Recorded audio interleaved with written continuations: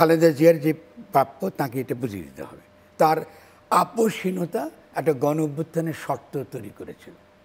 Definitely আমাদের রাজনৈতিক দলগুলো একটা গণ অভ্যুত্থান করতে ব্যর্থ হয়েছে। গণ অভ্যুত্থানের কৃতিত্ব তো অবশ্যই ছাত্র। শুনুন, হিস্টোরিক্যালি যার যা প্রাপ্য আপনি যদি তা বুঝিয়ে না দেন, ঐতিহাসিকভাবে যার যা প্রাপ্য, আপনার যেটা প্রাপ্য এটা যদি আমি আপনাকে বুঝিয়ে না দিই, একটা সমাজ গঠন করা যায় না, সমাজকে নিয়ে এগিয়ে যাওয়া যায় না। খালেদা জিয়ার যে প্রাপ্য তাকে এটা বুঝিয়ে দিতে হবে। তার আপোষহীনতা একটা গণ অভ্যুত্থানের শর্ত তৈরি করেছিল।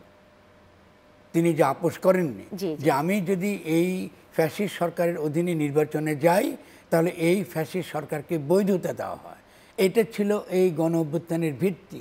এবং তার পূর্ণ মূল্য, তার পূর্ণ সম্মান এই তরুণরা দিয়েছে। হতে পারে যে গণ অভ্যুত্থান আপনার ওই নেতৃত্ব আর কৃতিত্ব শব্দটা হয়তো গুলিয়ে ফেলেছেন। আমি না গণমাধ্যম যখন প্রকাশ করেছে আপনার বক্তব্য হয়তো গুলিয়ে ফেলেছে।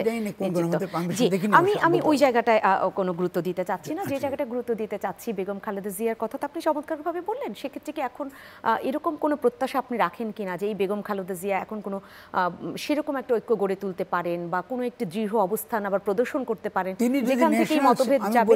তিনি যদি ন্যাশনাল সিম্বল আকারে সত্যিকার অর্থে আমরা তাকে মানি, তাহলে বিএনপির উচিত হবে ছাত্রদের সঙ্গে অবিলম্বে কথা বলা। আমি তার মাঝখানে দাঁড়িয়ে কথা বলতে পারি, কারণ বিএনপির প্রতি আমার নিজেরও মনে করি যে বিএনপিকে অবশ্যই কোনো না, শুধু বিএনপি কেন, জামাতে ইসলামী বলুন কি আমাদের এবি পার্টি আছে আর অন্যান্য বাম দলগুলো আছে, সকলকে নিয়ে আমাদের একটা কমন একটা গোল আমাদের থাকা দরকার। আমাদের কথা বলতে হবে যুক্তি নিয়ে, অযুক্তি কথা বললে চলবে না।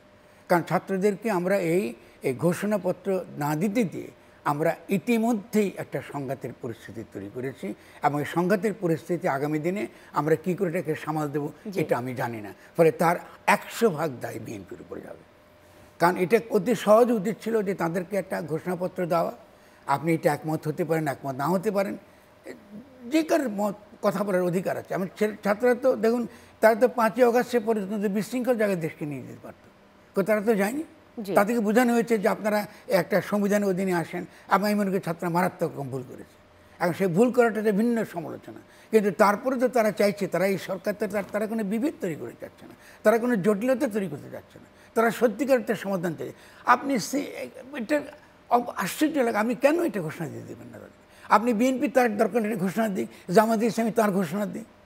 আমি মনে করি অবশ্যই এই সরকারের দ্বারা যদি কোনো ঘোষণা আসে এটার কোনো গ্রহণযোগ্যতা থাকবে না, এটা একটা অবৈধ ঘোষণা।